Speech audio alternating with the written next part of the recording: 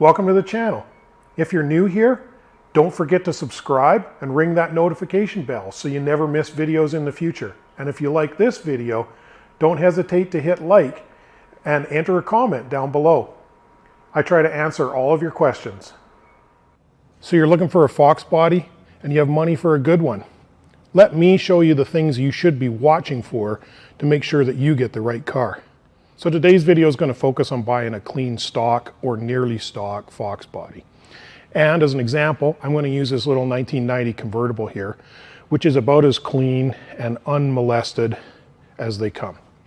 Now, in the past, convertibles have been a little bit out of favor in the Foxbody world because they're not a great choice for a race car. But as you move into an era of nostalgia cruising, they're starting to make a good choice. Firstly, in a world where the prices have been escalating, there are still some great values in convertibles. Secondly, convertibles are a lot less likely to have been messed around with, so it's easier to find a super clean one like this one.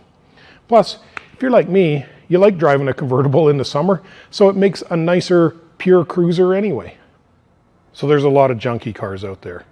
There's also a lot of cars that are getting put back to stock that have really been abused over their life and have been made to look like a stalker because the price is going up. So when you go to look at one of these cars, the first thing to do is bring a couple of things along with you that are going to help you out.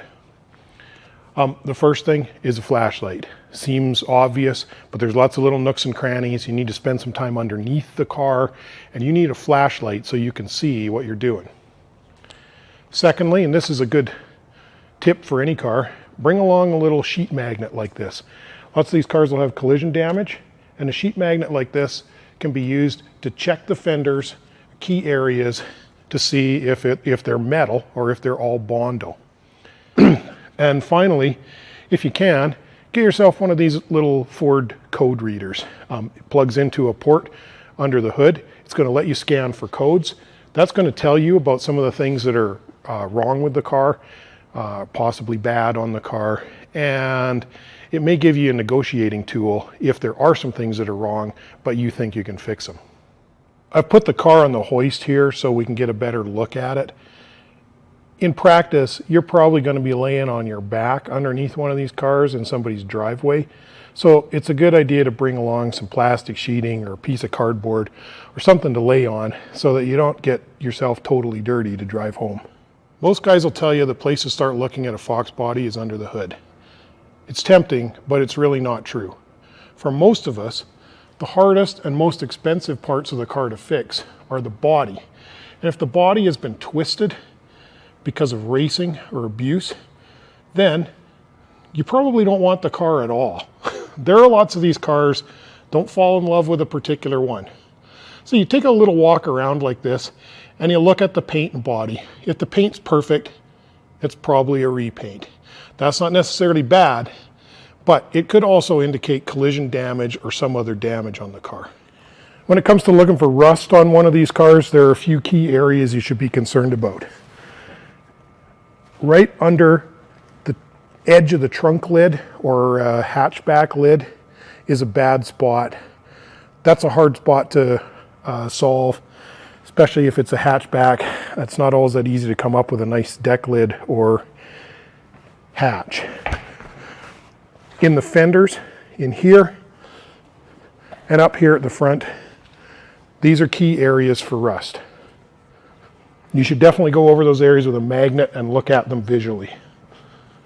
Another area to look at is the doors. Door operation should be smooth and clean, and they should close easily like that. The doors don't sag on these cars like they do on 70s Trans Ams, but you can always give them a little jiggle like this to see if the hinge pins are bad. If the hinge pins are good, which they probably are, and the door doesn't close smoothly, it's a sign that the car is twisted. Twisting could have happened because of racing. It could also have happened because the subframes were welded in when the car was supported on jack stands or on a two-post lift. One of the most critical things to look at under a Foxbody is the torque boxes. Now you might have heard this term and not been entirely sure what you're looking for. The torque boxes are here, these lower torque boxes. That's where the lower control arm mounts to the body. This area takes all of the lower suspension forces. So cars that have been launched hard on drag slicks or have aftermarket control arms tend to put a lot more forces into the body here, and they tear these torque boxes up. A key thing to look at is right through here. They often tear or crack through here. If there's just a little crack, that can be fixed. If it's torn through here, that's probably a car to avoid. This car has the good Western Motorsport subframe connectors, which include this torque box reinforcement plate. That makes it a lot less likely that everything is torn up here, strengthens the car up, and it's a good sign.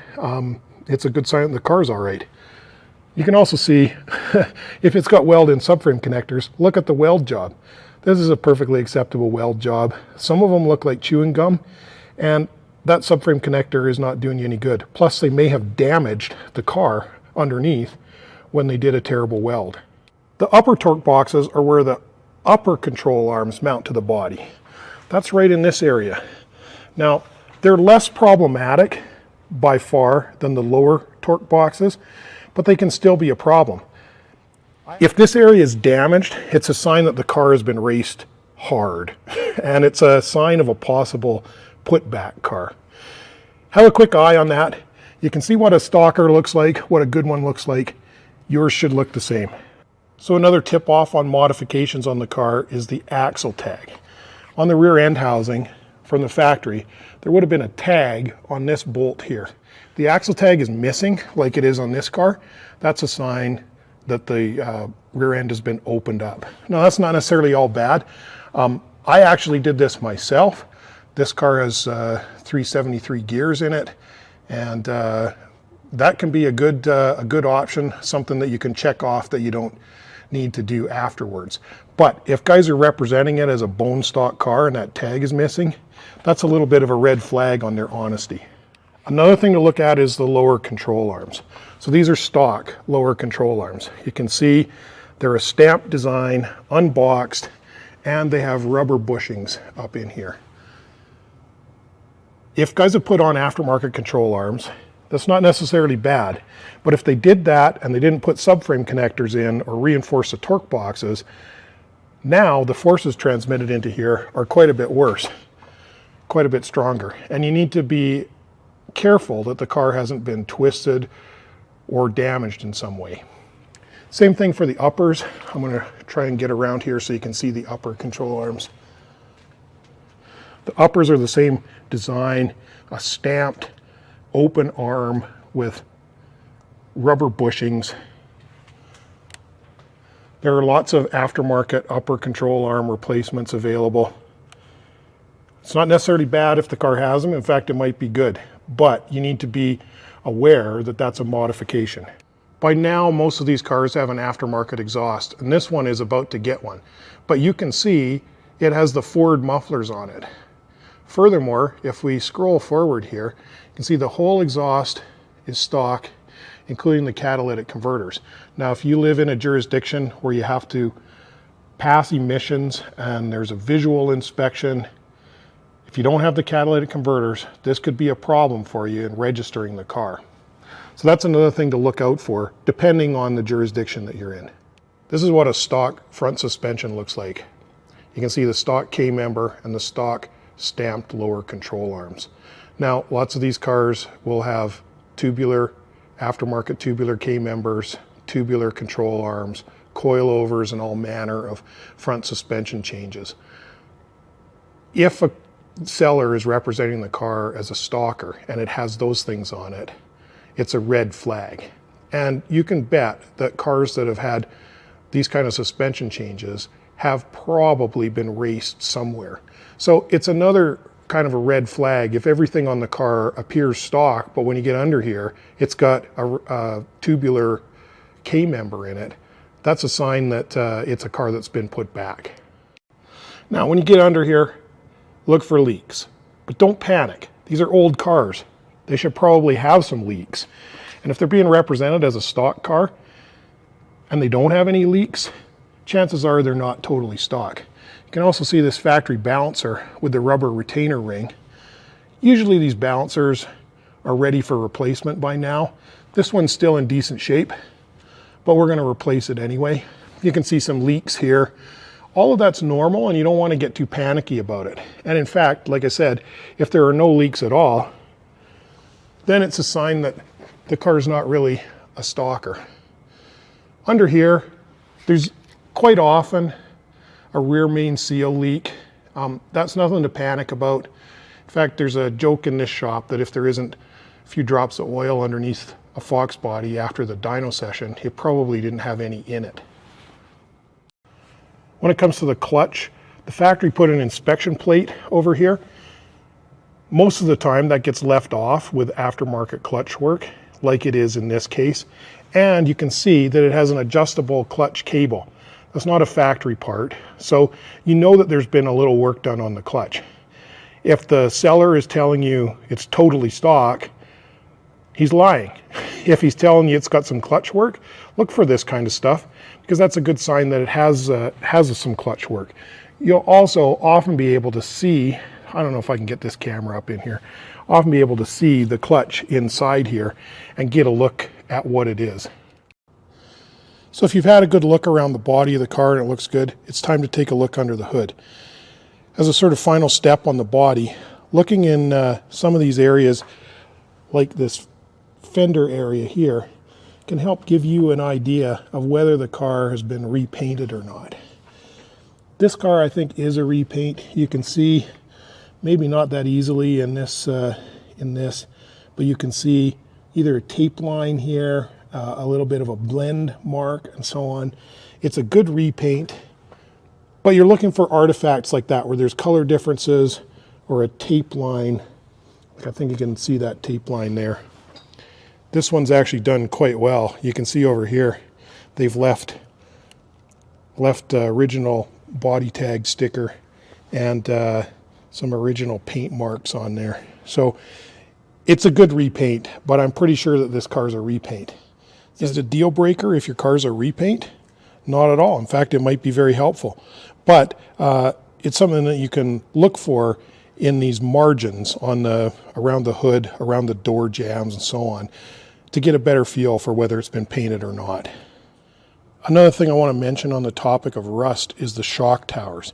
Now, Foxbodies are not notorious for rusting in the shock towers, but 60s Mustangs were. So if you get somebody going on and on about their clean shock towers and how they're not rusty, this could be a misdirection tactic to let you focus on something that isn't wrong with the car, when the car may actually be rusty in one of the key areas that is rusty on a Foxbody. I'm going to show you some of the cues you're going to look for under the hood in a factory car. For starters, this starter solenoid plastic cover is a piece that's often missing off these cars. It's a good sign that it's here as far as the originality of the car. These cars came with a rubber wrap on the distributor in order to protect it from water splashes and so on. Most of the time when these cars have been modified, that rubber wrap is taken off and thrown away. You can see the factory air box is in there. There would have originally been an air silencer down in the inner fender. I know it's gone on this car. That's not a deal breaker at all, but it is a sign of originality. And some of the guys who are putting these cars back know that this stuff is a sign of originality, so they put it back on the car. At first glance, this car looks like it has a stock alternator, but it actually has one of these aftermarket Power Master, I think, high amperage alternators. That's good. You much prefer to have a better alternator because the factory alternator wasn't that good. I prefer a Ford 3G, but that's okay. This car has air conditioning. So as usual, when you're checking an air conditioning car, you want to turn it on and check whether the AC blows cold. The Foxbody used R12, which you can't get anymore. So if you're going to recharge it, you're going to have to convert it to something like R134A. And that can be a little bit costly if you actually want air. In Canada, it's not much of a deal breaker because you don't need air in most cases in Canada. And in this case, it's a convertible, so put the top down. A couple other things to note on this car. It has these factory aluminum cast valve covers, and it has a factory 50HO intake manifold. It also has a factory mass air meter, which is characterized by this cast housing. And I think if we look down in there, you'll see it has factory exhaust headers. See if I can get a shot of those. One of the best ways to tell is that these factory headers have crimps in them where they were using sockets to install them on the assembly line. Aftermarket headers are not normally crimped like that, so that's a sign that the car has true factory headers. Take a quick look at the fuel injectors. Stock fuel injectors on the Foxbody are this orangey color. That's 19-pound Ford injectors, and they're the fat EV1 style bodies. One thing that's not original on this car, despite appearances, it has a factory fan shroud, but it has an electric fan with a remote controller. That's fine because it has an aftermarket alternator. But when you see this on a car with a stock alternator, you know you need to do an alternator upgrade right away. This is the diagnostic connector harness. You can see it says EEC test. Sometimes this plastic covering is missing, and this harness is usually connected to the back of the shock tower here. However, this car has an alarm and the speaker's in the way, so it's been removed from the back of the shock tower. You can plug your scan tool, if you have one, right into these connectors. One of them is a D shape and one of them is a single wire connector, both of which will plug into that EEC scan tool. So I'm going to move into the interior of this car. This car is a leather seating surface car. That's a lot more common in convertibles. Most of the coupes and hatches you're going to be looking at are going to have cloth seats. Obviously, you can get your own judgment of the condition of the interior. This stuff can all be fixed. There are interior kits and so on. This car is a 1990, and it correctly has the console delete here. Late 1990s, put the console back in, but most of these 1990s have a console delete. This car has the blue interior, which isn't the most desirable, but it's in generally good shape. And you can see it has a 25 years badge on the dash, also correct for a 1990, a Canadian 1990 anyway. And you can see it has the 220 kilometer per hour cluster. That's correct for a GT. When it comes to looking at the odometer on these cars, in Canada, they were in metric, and there's an extra digit. So it's a lot easier to believe the odometer reading. In the US, at 100,000 miles, they roll over. And so you don't know whether your car has 127,000 miles, 227,000 miles, or what. Don't pay too much attention to the odometer reading. There's all kinds of things that could have affected this. But have a look at the odometer reading and compare the overall appearance of the car and see if you think it's believable. The final thing you want to do is start the car, listen to it, take it for a drive, try and get an evaluation of how the car actually runs and drives. So we'll go ahead and start this car. Fires right up. This is a real nice stock example. The odometer says 127,000 kilometers. Everything on this car gives the appearance of one that has 127,000 kilometers. Revs up nice, and it'll settle back down. Don't worry about little operational problems on the car. All of this can be fixed and it's part of the fun. But if you're paying big money for a car, you should be getting a car that runs and drives like it should. If you can, it's great to get a car like this on the dyno to check out its health, especially before you modify it. This one tested with stock type power, and it's good to go for a full upgrade this winter.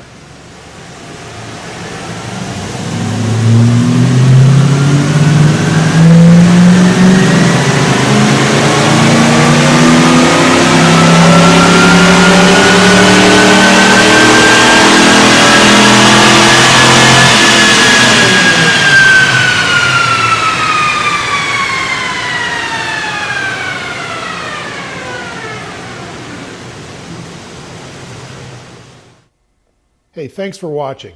Don't forget to like, subscribe, comment, hit that notification bell so that you won't miss out on future videos.